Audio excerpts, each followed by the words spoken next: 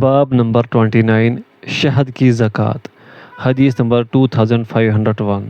عمر بن شعیب نے اپنے والد سے انہوں نے اس کے دادا سے روایت کیا، انہوں نے کہا سیدنا ہلال رضی اللہ عنہ شہد کا 10واں حصہ لے کر رسول اللہ صلی اللہ علیہ وسلم کی خدمت میں حاضر ہوئے اور آپ سے سلبہ نامی وادی کے مکمل تصرف کی درخواست کی۔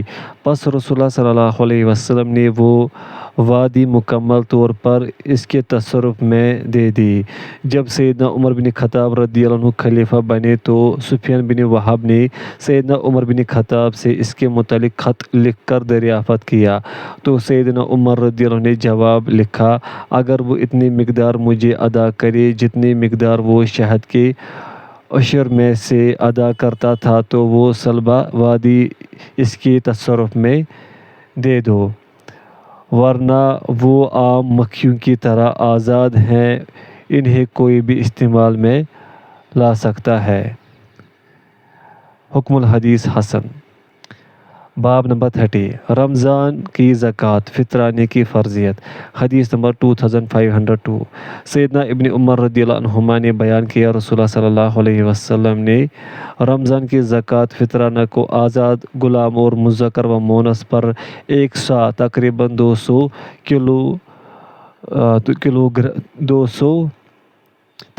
2 کلو 100 گرام کھجور یا جو فرض قرار دی، پھر لوگوں نے نصف سا گندم کو اس کے برابر قرار دے لیا۔ حکم الحدیث صحیح، نصف سا رسول اللہ صلی اللہ علیہ وسلم سے ثابت نہیں۔ باب نمبر 31 مملوک پر رمضان کی زکوٰۃ فطرانے کی فرضیت۔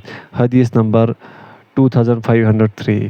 سیدنا ابن عمر رضی اللہ عنہما نے بیان کیا، رسول اللہ صلی اللہ علیہ وسلم نے فطر کی زکوٰۃ فطرانہ مرد و عورت اور آزاد غلام پر ایک سا کھجور یا ایک سا جو فرض قرار دی تھی، پس لوگوں نے اسے نصف سا گندم کے برابر قرار دے لیا۔ حکم الحدیث صحیح۔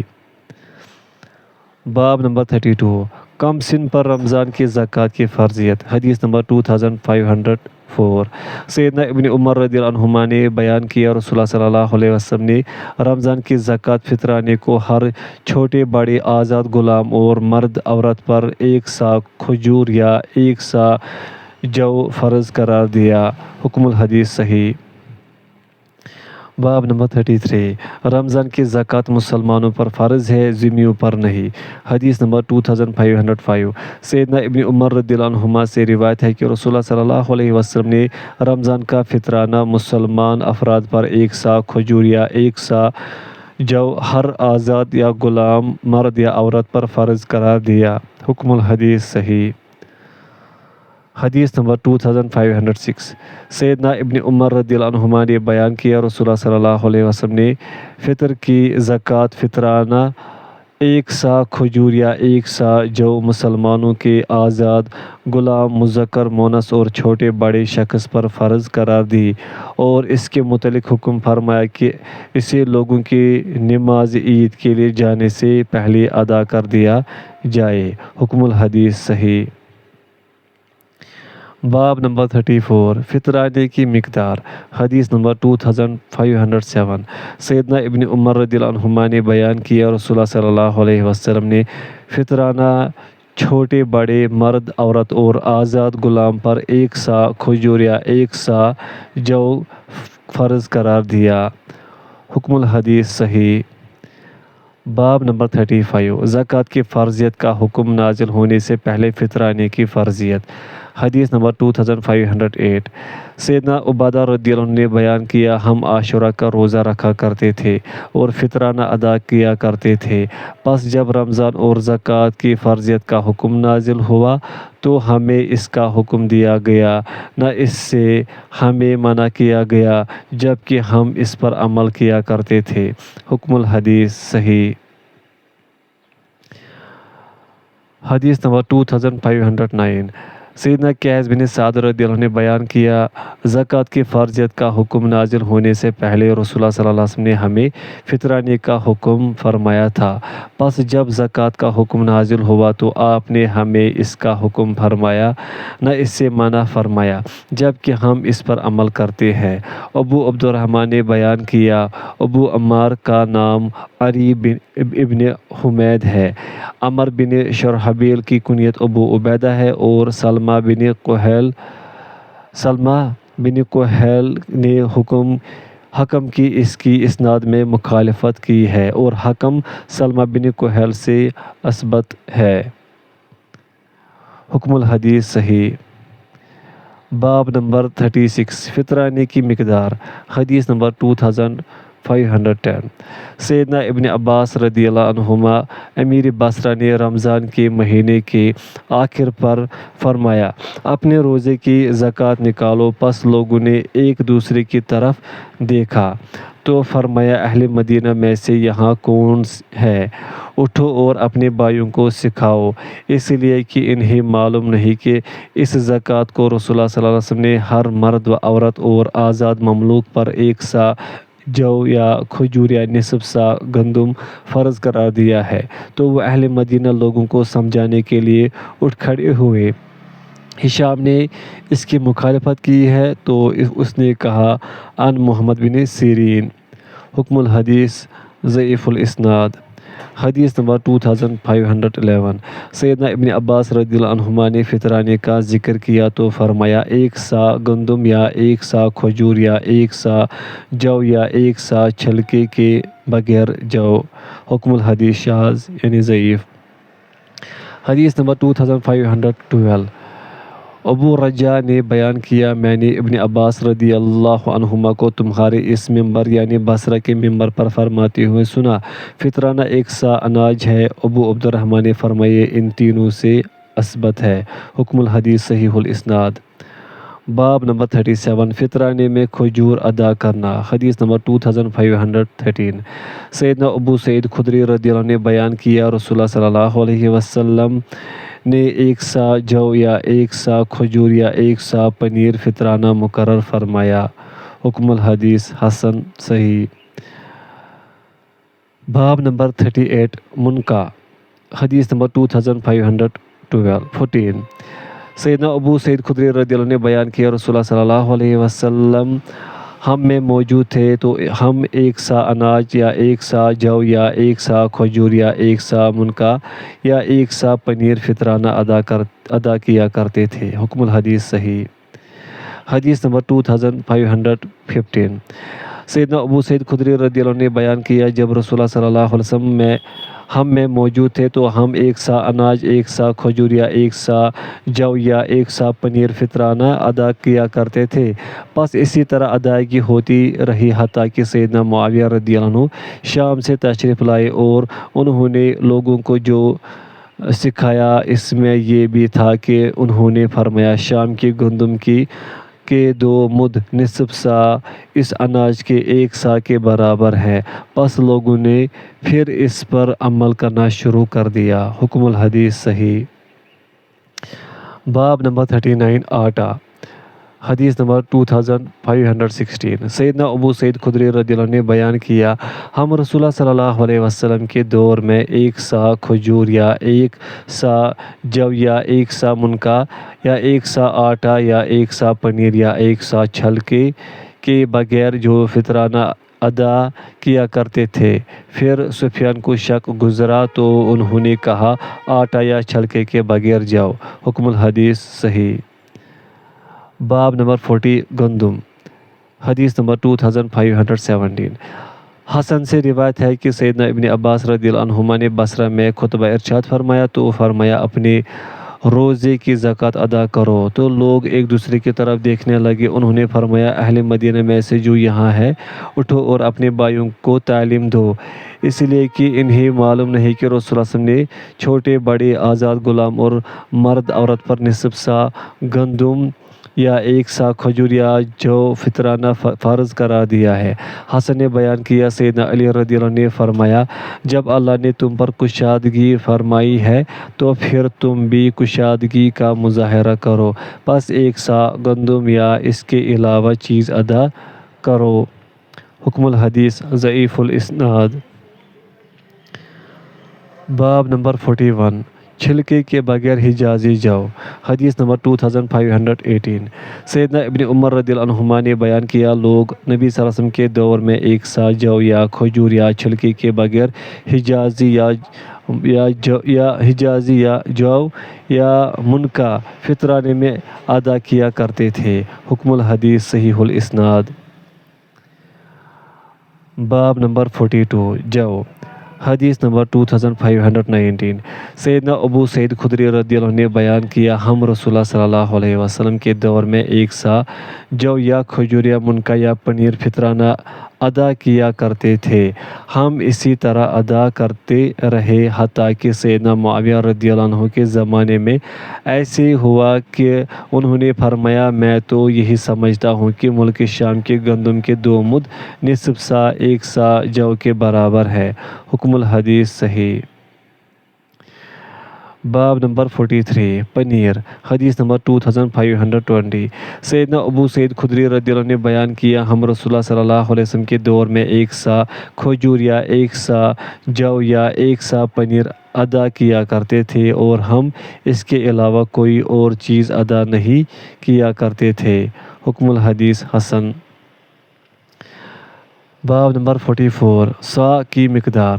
حدیث نمبر 2521 سیدنا صاحب بن یزید رضی اللہ عنہ نے بیان کیا رسول اللہ صلی اللہ علیہ وسلم کے دور میں سا تمہارے آج کے مد کے حساب سے 1 مد اور 2/3 مد کے برابر ہوتا تھا، اس میں اضافہ کر دیا گیا۔ ابو عبد الرحمن نے بیان کیا زیاد بن ایوب نے اسے مجھے بیان کیا ابن عمر رضی اللہ عنہما نے نبی صلی اللہ علیہ وسلم سے روایت کیا آپ صلی اللہ علیہ وسلم نے فرمایا ناپ مدینہ والوں کا اور وزن مکہ والوں کا معتبر ہے۔ حکم الحدیث صحیح۔ باب نمبر 45 فطرانے کی ادائیگی کا مستحب وقت۔ حدیث نمبر 2522 سیدنا ابن عمر رضی اللہ عنہما سے روایت ہے کہ رسول اللہ صلی اللہ علیہ وسلم نے فطرانے کے متعلق حکم فرمایا کہ اسے لوگوں کے عید کی نماز کے لیے جانے سے پہلے ادا کر دیا جائے۔ حکم الحدیث صحیح۔ باب نمبر 46 بیرون شہر بیرون ملک زکوٰۃ بھیجنا۔ حدیث نمبر 2523 سیدنا ابن عباس رضی اللہ عنہما سے روایت ہے کہ نبی صلی اللہ علیہ وسلم نے معاذ بن جبل رضی اللہ عنہ کو یمن کا حاکم بنا کر بھیجا تو فرمایا تم اہل کتاب کے لوگوں کے پاس جاؤ گے انہیں اس گواہی کی طرف دعوت دینا کہ اللہ کے سوا کوئی معبود نہیں اور یہ کہ میں اللہ کا رسول ہوں، پس اگر وہ تمہاری بات مان لے تو انہیں بتانا کہ اللہ عز و جل نے ان پر روزانہ 5 نمازیں فرض قرار دی ہے۔ اگر وہ تمہاری بات مان لے تو انہیں بتانا کہ اللہ عز و جل نے ان کے اموال میں ان پر زکوٰۃ فرض قرار دی ہے، وہ ان کے مالداروں سے لے کر ان کے فقراء کو دی جائے گی۔ اگر وہ تمہاری اس بات کو مان لے تو پھر ان کے عمدہ اموال لینے سے اجتناب کرنا اور مظلوم کی بد دعا سے بچنا، اس لیے کہ اس کے اور اللہ عز و جل کے درمیان کوئی حجاب نہیں۔ حکم الحدیث صحیح۔ باب نمبر 47 جب غیر شعوری طور پر کسی مالدار شخص کو زکوٰۃ دے دی جائے۔ حدیث نمبر 2524 سیدنا ابو ہریرہ رضی اللہ عنہ نے رسول اللہ صلی اللہ علیہ وسلم سے روایت کیا آپ صلی اللہ علیہ وسلم نے فرمایا ایک آدمی نے کہا میں ضرور صدقہ کروں گا، پس وہ اپنا صدقہ لے کر نکلا اور اسے کسی چور کے ہاتھ میں رکھ دیا۔ صبح ہوئی تو وہ باتیں کرنے لگے کہ کسی چور کو صدقہ دے دیا گیا۔ اس شخص نے کہا اے اللہ ہر قسم کی حمد تیرے ہی لیے ہے، چور پر صدقہ میں آج رات ضرور صدقہ کروں گا۔ پس وہ اپنا صدقہ لے کر نکلا تو اس نے اسے کسی زانیہ کے ہاتھ میں رکھ دیا۔ پس صبح ہوئی تو وہ باتیں کرنے لگی کہ آج رات زانیہ کو صدقہ دے دیا گیا۔ تو اس نے کہا اے اللہ ہر قسم کی حمد تیرے ہی لیے ہے، زانیہ پر صدقہ میں آج رات صدقہ کروں گا۔ پس وہ صدقہ لے کر نکلا تو اسے مالدار شخص کے ہاتھ میں دے دیا۔ پس صبح ہوئی تو وہ باتیں کرنے لگے کہ ایک مالدار شخص پر صدقہ کر دیا گیا۔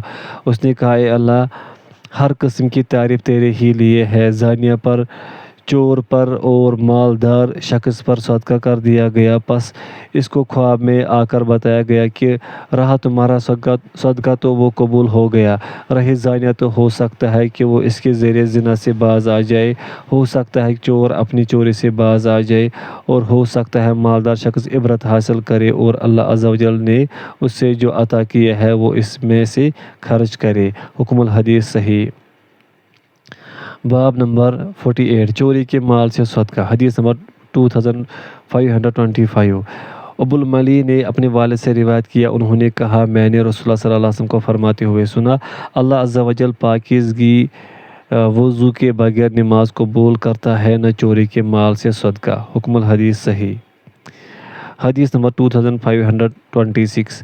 سیدنا ابو ہریرہ رضی اللہ عنہ بیان کرتے ہیں، رسول اللہ صلی اللہ علیہ وسلم نے فرمایا، جو شخص حلال کمائی کے مال سے صدقہ کرتا ہے اور اللہ عز و جل صرف حلال کمائی کے صدقہ کو قبول کرتا ہے،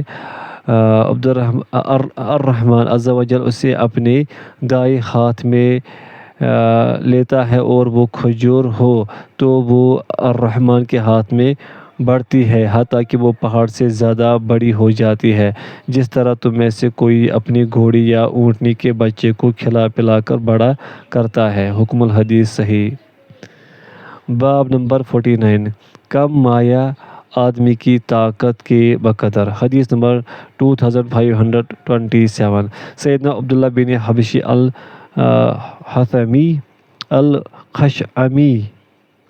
الخثعمی سے روایت ہے کہ نبی صلی اللہ علیہ وسلم سے روایت کیا گیا کہ کون سا عمل افضل ہے؟ آپ صلی اللہ علیہ وسلم نے فرمایا، ایمان جس میں کوئی شک نہ ہو، جہاد جس میں کوئی خیانت نہ ہو، اور حج مبرور۔ عرض کیا گیا کون سی نماز افضل ہے؟ فرمایا لمبے قیام والی۔ پوچھا گیا کون سی ہجرت افضل ہے؟ فرمایا جو اللہ عز و جل کی حرام کردہ اشیاء ترک کرے۔ پوچھا گیا کون سا جہاد افضل ہے؟ فرمایا جو اپنے مال اور اپنی جان کے ساتھ مشرکوں کے ساتھ جہاد کرے۔ پوچھا گیا کون سا جان سے مارا جانا افضل ہے؟ فرمایا جس کا خون بہا دیا گیا ہو اور اس کے گھوڑے کو مار دیا گیا ہو۔ حکم الحدیث صحیح۔ حدیث نمبر 2528۔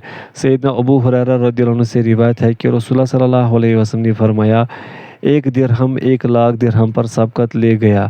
انہوں نے عرض کیا وہ کس طرح؟ آپ صلی اللہ علیہ وسلم نے فرمایا، ایک آدمی کے پاس 2 درہم تھے، اس نے ان میں سے ایک صدقہ کر دیا۔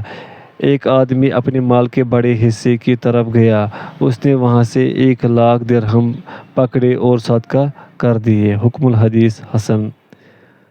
حدیث نمبر 2529۔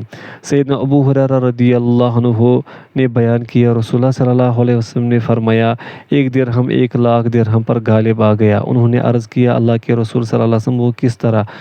آپ صلی اللہ علیہ وسلم نے فرمایا، ایک آدمی کے پاس 2 درہم ہے، وہ ان میں سے ایک لے کر اسے صدقہ کر دیتا ہے، جبکہ ایک آدمی کے پاس بہت سا مال ہے، پس وہ اپنے مال میں سے 1,00,000 درہم لے کر اسے صدقہ کر دیتا ہے۔ حکم الحدیث حسن۔ حدیث نمبر 2530۔ سیدنا ابو مسعود رضی اللہ عنہ نے بیان کیا، رسول اللہ صلی اللہ علیہ وسلم ہمیں صدقہ کرنے کا حکم فرمایا کرتے تھے، بس ہم میں سے کوئی صدقہ کرنے کے لیے کوئی چیز نہ پاتا تو وہ بازار کی طرف چلتا، وہ اپنی پشت پر بوجھ اٹھاتا، پس وہ مد مقدار میں غلہ لا کر رسول اللہ صلی اللہ علیہ وسلم کی خدمت میں پیش کر دیتا۔ میں اس بندے کو خوب اچھی طرح جانتا ہوں کہ آج اس کے پاس 1,00,000 درہم ہے، جبکہ اس وقت اس کے پاس 1 درہم بھی نہ تھا۔ حکم الحدیث صحیح۔ حدیث نمبر 2531۔ سیدنا ابو مسعود رضی اللہ عنہ نے بیان کیا، جب رسول اللہ صلی اللہ علیہ وسلم نے ہمیں صدقہ کا حکم فرمایا تو ابو عقیل نے نصف سا صدقہ کیا، اور ایک آدمی اس سے کچھ زیادہ چیز لے کر آیا، تو منافقوں نے کہا اللہ عز و جل اس کے صدقے سے بے نیاز ہے، اور دوسرے نے ریاکاری کے لیے صدقہ کیا ہے۔ تب یہ آیت نازل ہوئی، جو لوگ طعن کرتے ہیں دل کھول کر خیرات دینے والے مسلمانوں پر، اور ان پر جو طاقت نہیں رکھتے مگر اپنی محنت اور مزدوری کی۔ حکم الحدیث صحیح۔ باب نمبر 50، اوپر والا ہاتھ۔ حدیث نمبر 2532۔ حکیم بن حزام رضی اللہ عنہ بیان کرتے ہیں میں نے رسول اللہ صلی اللہ علیہ وسلم سے سوال کیا تو آپ نے مجھے عطا فرمایا، میں نے پھر آپ سے سوال کیا تو آپ نے مجھے عطا فرمایا، میں نے پھر آپ سے سوال کیا تو آپ نے مجھے عطا فرمایا، پھر فرمایا یہ مال سرسبز و شیریں ہے، پس جس نے اسے سخی رکھ کر لیا تو اس کے لیے اس میں برکت ڈال دی جائے گی، اور جس نے اسے حرص و لالچ سے حاصل کیا اسے برکت نہیں دی جائے گی، اور وہ اس شخص کے مانند ہے جو کھاتا ہے لیکن شکم سیر نہیں ہوتا، اور اوپر والا ہاتھ نیچے والے ہاتھ سے بہتر ہے۔ حکم الحدیث صحیح۔ باب نمبر 51، دونوں ہاتھوں میں سے اوپر والا ہاتھ کون سا ہے؟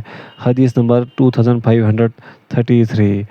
سیدنا طارق المحاربی رضی اللہ عنہ نے بیان کیا، ہم مدینے پہنچے تو دیکھا کہ رسول اللہ صلی اللہ علیہ وسلم ممبر پر کھڑے لوگوں کو خطبہ ارشاد فرما رہے ہیں، اور آپ فرما رہے تھے عطا کرنے والے کا ہاتھ اوپر والا ہے، اور صدقہ پہلے انہیں دو جو تمہاری زیر پرورش ہے، تمہاری والدہ، تمہارا باپ، تمہاری بہن، تمہارا بھائی، پھر اور قریب کے رشتہ دار، اور پھر ان کے بعد قریب کے رشتہ دار۔ حکم الحدیث صحیح۔ باب نمبر 52، نیچے والا ہاتھ۔ حدیث نمبر 2534۔ سیدنا عبداللہ بن عمر رضی اللہ عنہما سے روایت ہے کہ رسول اللہ صلی اللہ علیہ وسلم نے فرمایا، جب کہ آپ صدقے اور سوال کرنے سے بچنے کا ذکر فرما رہے تھے، اوپر والا ہاتھ نیچے والے ہاتھ سے بہتر ہے، اوپر والا ہاتھ خرچ کرنے والا ہے جبکہ نیچے والا ہاتھ سوال کرنے والا ہے۔ حکم الحدیث صحیح۔ باب نمبر 53، وہ صدقہ جس کے بعد بھی آدمی مالدار رہے۔ حدیث نمبر 2535۔ سیدنا ابو ہریرہ رضی اللہ عنہ نے رسول اللہ صلی اللہ علیہ وسلم سے روایت کیا، آپ صلی اللہ علیہ وسلم نے فرمایا، بہترین صدقہ وہ ہے جس کے بعد بھی آدمی مالدار رہے، اوپر والا ہاتھ نیچے والے ہاتھ سے بہتر ہے، اور ان سے ابتدا کرو جو تمہارا زیر پرورش ہے۔ حکم الحدیث حسن صحیح۔ حدیث نمبر 54۔ باب نمبر 54، اس حدیث کی تفسیر۔ حدیث نمبر 2536۔ سیدنا ابو ہریرہ رضی اللہ عنہ نے بیان کیا، رسول اللہ صلی اللہ علیہ وسلم نے فرمایا، صدقہ کرو۔ ایک آدمی نے عرض کیا، اللہ کے رسول صلی اللہ علیہ وسلم، میرے پاس ایک دینار ہے۔ آپ صلی اللہ علیہ وسلم نے فرمایا، اس سے اپنی ذات پر صدقہ کر۔ اس نے عرض کیا، میرے پاس ایک اور بھی ہے۔ آپ صلی اللہ علیہ وسلم نے فرمایا، اس سے اپنی اہلیہ پر صدقہ کر۔ اس نے عرض کیا، میرے پاس ایک اور ہے۔ آپ صلی اللہ علیہ وسلم نے فرمایا، اس سے اپنی اولاد پر صدقہ کر۔ اس نے عرض کیا، میرے پاس ایک اور ہے۔ آپ صلی اللہ علیہ وسلم نے فرمایا، اس سے اپنی خادم پر صدقہ کر۔ اس نے عرض کیا، میرے پاس ایک اور ہے۔ آپ صلی اللہ علیہ وسلم نے فرمایا، تم خوب سمجھتے ہو کہ کس پر صدقہ کرنا ہے۔ حکم الحدیث حسن صحیح۔ باب نمبر 55، جب کوئی صدقہ کرے حالانکہ وہ اس کا محتاج ہو تو کیا وہ اسے لوٹا دیا جائے گا؟ حدیث نمبر 2537۔ سیدنا ابو سعید خدری رضی اللہ عنہ نے بیان کیا کہ ایک آدمی جمعہ کے دن مسجد میں داخل ہوا جبکہ رسول اللہ صلی اللہ علیہ وسلم خطبہ ارشاد فرما رہے تھے۔ آپ صلی اللہ علیہ وسلم نے فرمایا، 2 رکعتیں پڑھ۔ پھر وہ دوسرے جمعہ آیا جبکہ نبی صلی اللہ علیہ وسلم خطبہ دے رہے تھے تو آپ نے فرمایا، 2 رکعتیں پڑھ۔ پھر وہ تیسرے جمعے آیا تو آپ نے فرمایا، 2 رکعتیں پڑھ۔ پھر فرمایا، صدقہ کرو۔ پس انہوں نے صدقہ کیا تو آپ نے اسے 2 کپڑے عطا فرمائے۔ پھر آپ صلی اللہ علیہ وسلم نے فرمایا، صدقہ کرو تو اس شخص نے اپنے 2 کپڑوں میں سے ایک ڈال دیا تو آپ صلی اللہ علیہ وسلم نے فرمایا، کیا تم نے اس شخص کو نہیں دیکھا کہ وہ شکستہ حالت میں مسجد میں آیا؟ مجھے امید تھی کہ تم اسے پہچان کر اس پر صدقہ کرو گے لیکن تم نے نہ کیا۔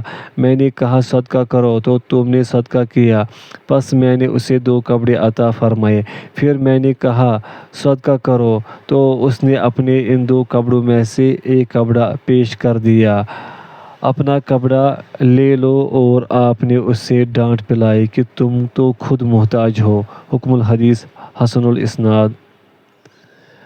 باب نمبر 56، غلام کا صدقہ کرنا بلا اجازت۔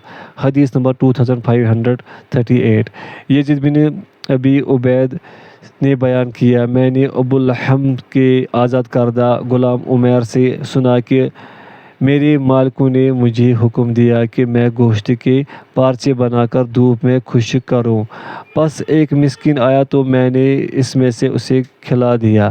پس میرے مالک کو پتہ چلا تو اس نے میری پٹائی کی۔ میں رسول اللہ صلی اللہ علیہ وسلم کی خدمت میں حاضر ہوا تو آپ نے اسے بلا کر فرمایا، تم نے اسے کیوں مارا ہے؟ اس نے عرض کیا، یہ میرے حکم کے بغیر میرے اناج میں سے کھلاتا ہے۔ آپ صلی اللہ علیہ وسلم نے فرمایا، پھر کیا ہوا؟ تم دونوں کو اجر ملے گا۔ حکم الحدیث صحیح۔ حدیث نمبر 2539 سیدنا ابو موسیٰ رضی اللہ عنہ نے نبی صلی اللہ علیہ وسلم سے روایت کیا، آپ صلی اللہ علیہ وسلم نے فرمایا، ہر مسلمان پر صدقہ کرنا ضروری ہے۔ عرض کیا گیا، بتائے کہ اگر وہ نہ پائے؟ آپ صلی اللہ علیہ وسلم نے فرمایا، اپنے ہاتھ سے کام کرے اور پھر اپنی ذات کو فائدہ پہنچائے تو یہ بھی اس کی طرف سے صدقہ ہے۔ عرض کیا گیا، بتائے کہ اگر وہ ایسا نہ کرے؟ آپ صلی اللہ علیہ وسلم نے فرمایا، ضرورت مند پریشان شخص کی مدد کرے۔ عرض کیا گیا، اگر نہ کر سکے؟ آپ صلی اللہ علیہ وسلم نے فرمایا، نیکی کا حکم کرے۔ عرض کیا گیا، اگر یہ بھی نہ کر سکے؟ فرمایا، برائی سے رکا رہے، یہ بھی صدقہ ہے۔ حکم الحدیث صحیح۔ باب نمبر 57 عورت کا اپنے شوہر کے گھر سے صدقہ کرنا۔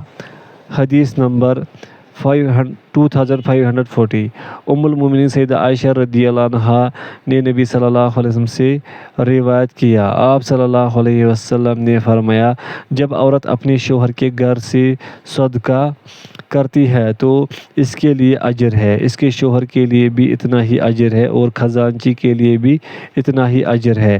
ان دونوں میں سے کوئی ایک اپنے ساتھی کے اجر سے کوئی کمی نہیں کرتا، شوہر کے لیے اس کے کمانے کی وجہ سے اور اس اہلیہ کے لیے جو اس نے خرچ کیا۔ حکم الحدیث صحیح۔ باب نمبر 58 عورت کا اپنے شوہر کی اجازت کے بغیر عطیہ دینا۔ حدیث نمبر 2541 سیدنا عبداللہ بن عمر رضی اللہ عنہ نے بیان کیا، اور جب رسول اللہ صلی اللہ علیہ وسلم نے مکہ فتح کیا تو آپ نے خطبہ ارشاد فرمایا اور اپنے خطبے میں فرمایا، عورت کے لیے جائز نہیں کہ وہ اپنے شوہر کی اجازت کے بغیر کوئی عطیہ دے۔ حکم الحدیث حسن صحیح۔ باب نمبر 59 صدقے کی فضیلت۔ حدیث نمبر 2542 ام المؤمنین سیدہ عائشہ رضی اللہ عنہا سے روایت ہے کہ نبی صلی اللہ علیہ وسلم کی ازواج مطہرات آپ کے پاس اکٹھی ہوئی تو انہوں نے عرض کیا، سب سے پہلے ہم میں سے آخرت میں آپ سے کون جا کر ملے گی؟ آپ نے فرمایا، تم میں سے جس کا ہاتھ سب سے لمبا ہوگا۔ پس انہوں نے ایک لکڑی لی اور اس کے ساتھ ہاتھ ناپنے شروع کیے تو سودا رضی اللہ عنہ ان میں سے سب سے پہلے آپ سے جا کر ملی۔ وہ سب سے لمبے ہاتھ والی تھی اور یہ کثرت صدقہ کی وجہ سے تھا۔ حکم الحدیث صحیح۔ باب نمبر 60 کون سا صدقہ افضل ہے؟ حدیث نمبر 2543 سیدنا ابو ہریرہ رضی اللہ عنہ نے بیان کیا، ایک آدمی نے عرض کیا، اللہ کے رسول صلی اللہ علیہ وسلم کون سا صدقہ افضل ہے؟ آپ صلی اللہ علیہ وسلم نے فرمایا، یہ کہ تم صدقہ کرو جب کہ تم صحت مند ہو، بخیل ہو، زندگی کی تمنا کرتا ہو اور فقیری کا ڈر ہو۔ حکم الحدیث صحیح۔ حدیث نمبر 2544 سیدنا حکیم بن حزام رضی اللہ عنہ نے بیان کیا، رسول اللہ صلی اللہ علیہ وسلم نے فرمایا، بہترین صدقہ وہ ہے جس کے بعد بھی آدمی مالدار رہے، اوپر والا ہاتھ نیچے والے ہاتھ سے بہتر ہے، اور ان سے آغاز کر جو تمہاری زیر پرورش ہیں۔ حکم الحدیث صحیح۔ حدیث نمبر 2545 سیدنا ابو ہریرہ رضی اللہ عنہ بیان کرتے ہیں، رسول اللہ صلی اللہ علیہ وسلم نے فرمایا، بہترین صدقہ وہ ہے جس کے بعد بھی آدمی مالدار رہے اور تم ان سے آغاز کرو جو تمہاری زیر پرورش ہے۔ حکم الحدیث صحیح۔ حدیث نمبر 2546 سیدنا ابو مسعود رضی اللہ عنہ نے نبی صلی اللہ علیہ وسلم سے روایت کیا، آپ صلی اللہ علیہ وسلم نے فرمایا، جب آدمی ثواب کی نیت سے اپنے اہل پر خرچ کرتا ہے تو وہ اس کے لیے صدقہ ہے۔ حکم الحدیث صحیح۔ حدیث نمبر 2547 سیدنا جابر رضی اللہ عنہ نے بیان کیا، بنو عذرہ کے ایک آدمی نے اپنی وفات کے بعد ایک غلام آزاد کرنے کا ارادہ کیا۔ رسول اللہ صلی اللہ علیہ وسلم کو اس کی خبر پہنچی تو آپ صلی اللہ علیہ وسلم نے فرمایا، کیا تمہارے پاس اس کے علاوہ کوئی مال ہے؟ اس نے عرض کیا، نہیں۔ تو رسول اللہ صلی اللہ علیہ وسلم نے فرمایا، اسے مجھ سے کون خریدے گا؟ پس نعیم بن عبداللہ العدوی رضی اللہ عنہ نے 800 درہم میں اسے خرید لیا۔ پس رسول اللہ صلی اللہ علیہ وسلم وہ درہم لے کر اس شخص کے پاس تشریف لائے، پھر فرمایا، اپنی ذات سے شروع کر اور اسے اس پر صدقہ کر، جب کوئی چیز بچ جائے تو پھر اسے اپنے اہل پر اور اپنے قریبی رشتہ داروں پر، اور اگر تمہارے رشتہ داروں سے کچھ بچ جائے تو پھر اس طرح اور اس طرح۔ آپ فرماتے تھے، اپنے سامنے، اپنی دائیں جانب، اپنی بائیں جانب۔ حکم الحدیث صحیح۔ باب نمبر 61 بخیل شخص کا صدقہ کرنا۔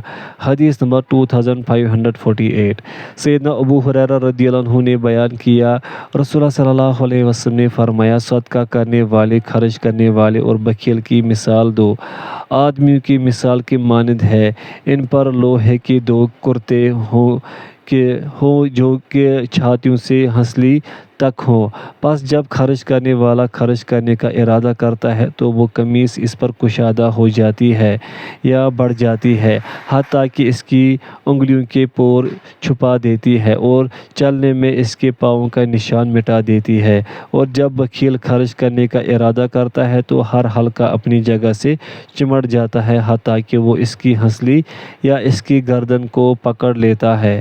ابو ہریرہ رضی اللہ عنہ بیان کرتے ہیں، میں گواہی دیتا ہوں کہ میں نے رسول اللہ صلی اللہ علیہ وسلم کو دیکھا، آپ کشادہ کرتے تھے لیکن وہ کشادہ نہیں ہوتی تھی۔ طاؤس نے بیان کیا، میں نے ابو ہریرہ رضی اللہ عنہ کو سنا، وہ اپنے ہاتھ سے اشارہ کرتے تھے جبکہ وہ اسے کشادہ کرتے تھے لیکن کشادہ نہیں ہوتی تھی۔ حکم الحدیث صحیح۔